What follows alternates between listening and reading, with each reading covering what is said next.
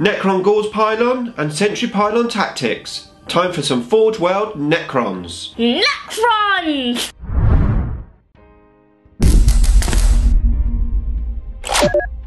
Nick speaking, and welcome to this video. Right, some more Forge World Necrons for you, and today we're going to look at the Gauss Pylon and the Sentry Pylon.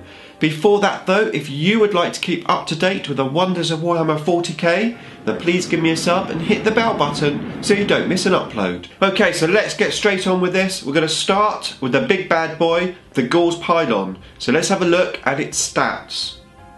Okay, so the Gauss Pylon is a Lord of War. It has no movement and no weapon skill. Its ballistic skill changes depending on how many wounds it has, but it starts off with ballistic skill 2+. It's strength 6 and toughness 8, and it has 30 wounds. It has 0 attacks, leadership 10 and a 3+ save. Its faction keywords are Necrons and Dynasty, and its keywords are artillery, vehicles, Titanic and Gauss Pylon.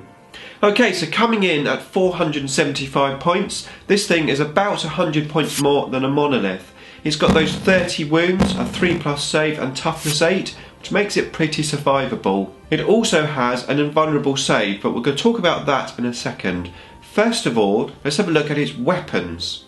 Okay, so this is armed with, first of all, a Gauss Annihilator, and you can shoot this either focused or in a flux. The focused weapon is 120 inches, which is pretty awesome. It fires D6 shots and is also a macro weapon. Now if you don't know what a macro weapon is, basically if you're shooting a macro weapon at a Titanic model or a building, any damage that you do is doubled.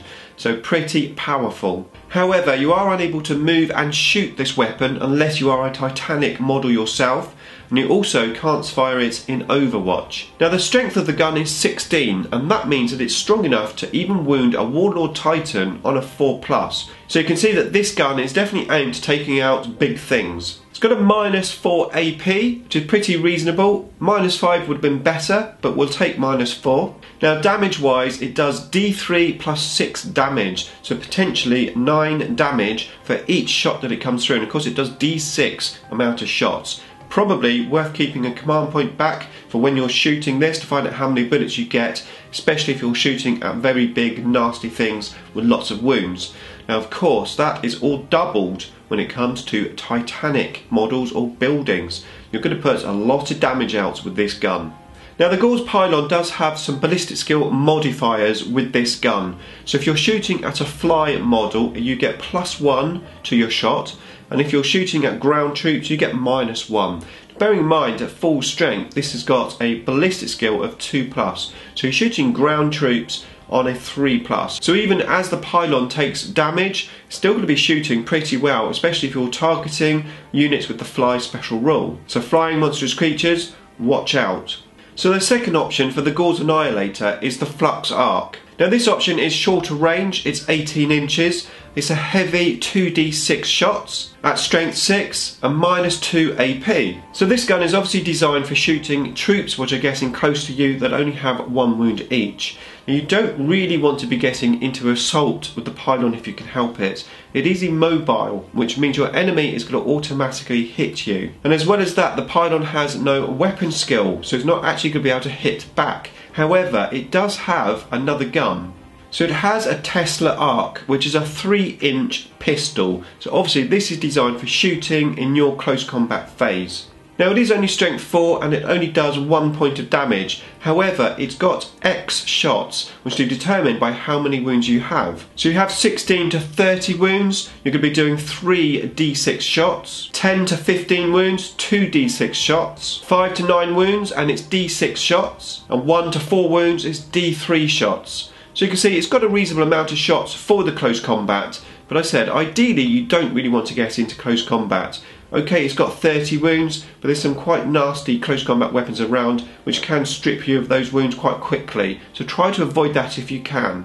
So as I said, this model is immobile, which means it cannot move. Once it's down, that's it for the whole game. However, friendly units can still target their enemy if they're within 1 inch of the pylon.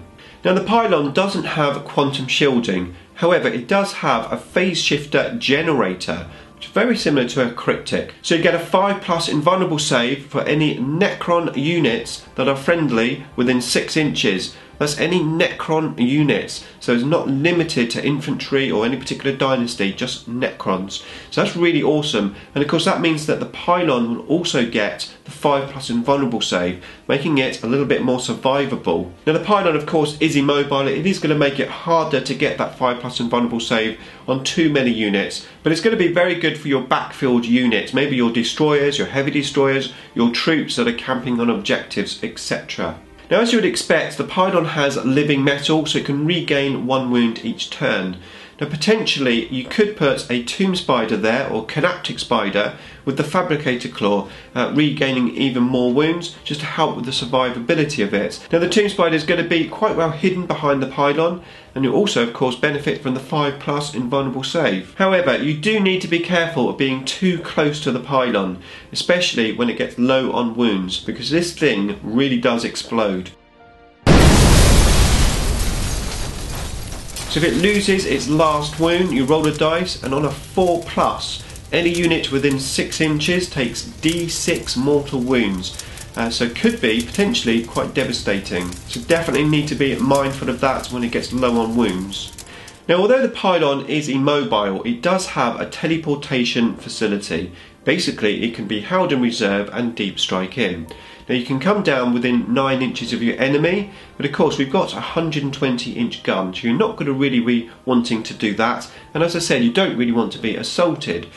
But what you can do is hold it in reserve, and then you can place it down exactly where you want it to get the best line of sight to your enemy. You want this thing to be shooting and hitting every turn. Now, although you can't move and shoot macro weapons, the Pylon does have the Titanic keyword, and that means it can move and shoot, so you can deep strike it in and get full advantage of shooting that gun on the turn you come in. Now, if your enemy has macro weapons itself, or weapons which could do a lot of damage to the Pylon on turn 1, it probably is definitely worth keeping it in reserve. Of course, it does mean that you're not going to get your 5+ invulnerable save to your units that are on the table. So if your enemy doesn't really have anything that can deal with a Pylon, it's probably worth putting it down on turn 1. But I think ideally you probably do want to be reserving it and coming in on your turn 1, getting the best position that you can on the table. So it's probably worth deploying this just in front of your main flanks, so when your main flanks moves forward you could take a full advantage of that invulnerable save. So that is all the stats of the Pylon, and as you can see it's pretty good at taking out tanks. Indeed, in a standard game it's going to delete a tank pretty much every turn. I mean, a Land Raider, a Predator, etc. they're going to go down pretty quickly, and of course it has the capability to take out other bigger nasty stuff in maybe that more competitive environment. Now, having said that, it's pretty expensive, nearly 500 points. If you're playing a 2,000 point game in a standard game, that's a big point sink, and potentially all your enemy has to do is focus down all of your scoring units, as obviously the Pylon doesn't move, and of course they can just get the mission objectives.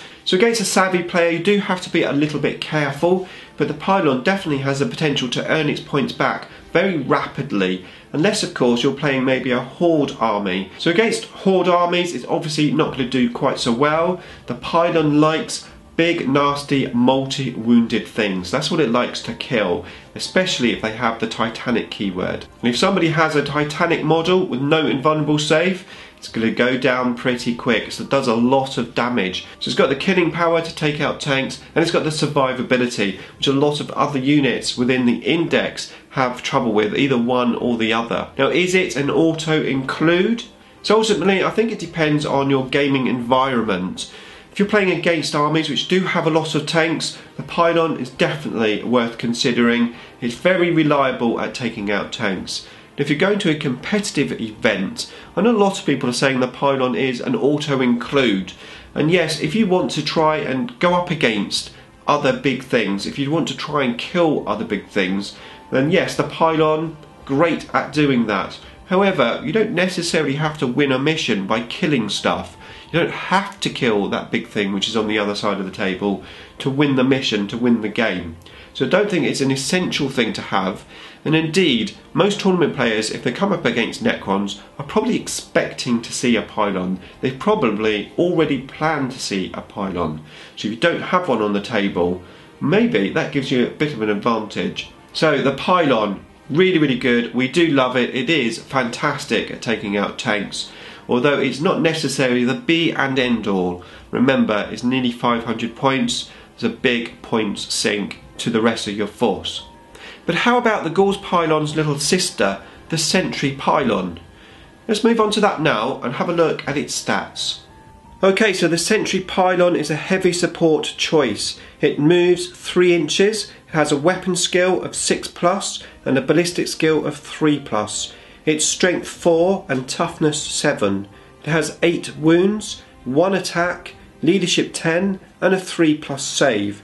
Its faction keywords are Necrons and Dynasty, and its keywords are Artillery, Vehicle and Sentry Pylon.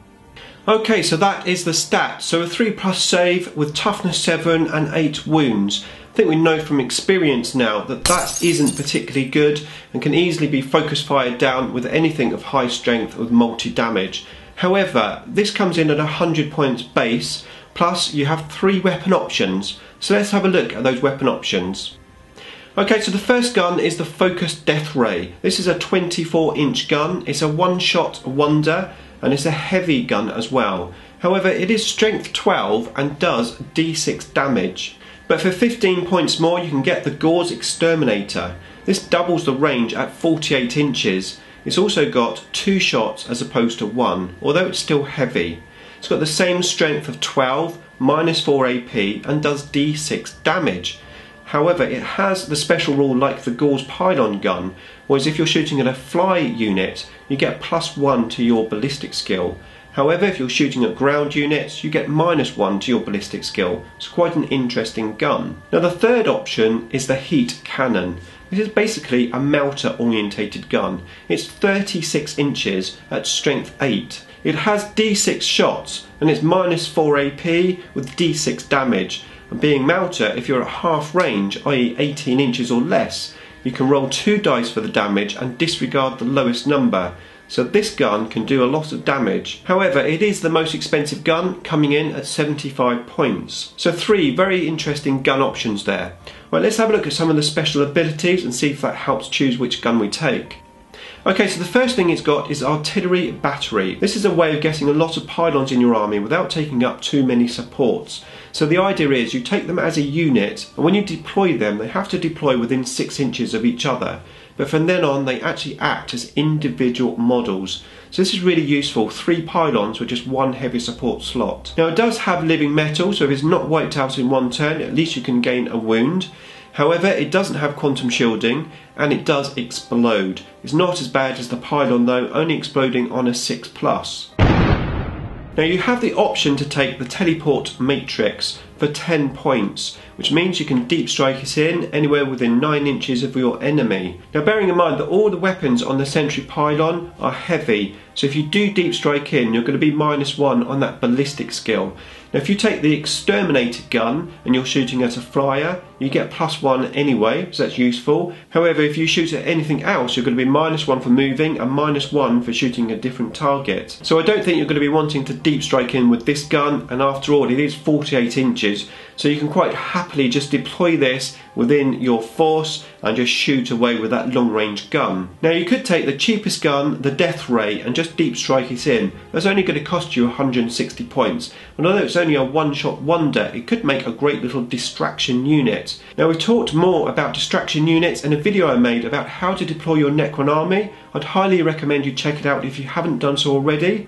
I'll link you up to that video there so you can have a look at it. So in conclusion, for the guns, the short range cheapest gun, 24 inches, I think would make quite a nice little gun if you want to deep strike it in and use it as a distraction unit.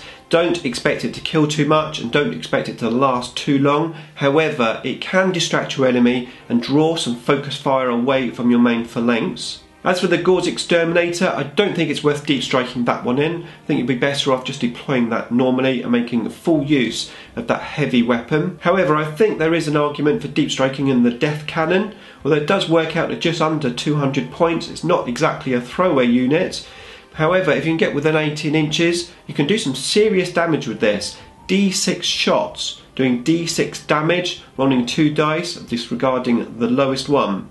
That's pretty awesome. However, you don't have to deep strike it in. You could just keep it in your flanks, make use of that long range gun, and as your enemy gets closer, you can then take advantage of the melter rule. Now, as well as deep striking in, these Sentry Pylons can move, although it's only 3 inches, but it does mean you do have the option to assault if you really want to. So as you can see, the Sentry Pylon is actually quite versatile with its 3 gun options. It also isn't particularly expensive, running in at 185 points in its most expensive version. And you do have the option to take these as a unit. Now, bearing in mind that a unit of 3 of these with the Gauss Exterminator isn't going to be that much more than a monolith. And I think these little pylons have a good place in our army. As for the gun options, I think personally I would take the heat cannon, but I'd love to know which gun options you think are the best. Which gun options have you been using and how have you been getting on with them? Let's continue this discussion in the comments below. Beam me up!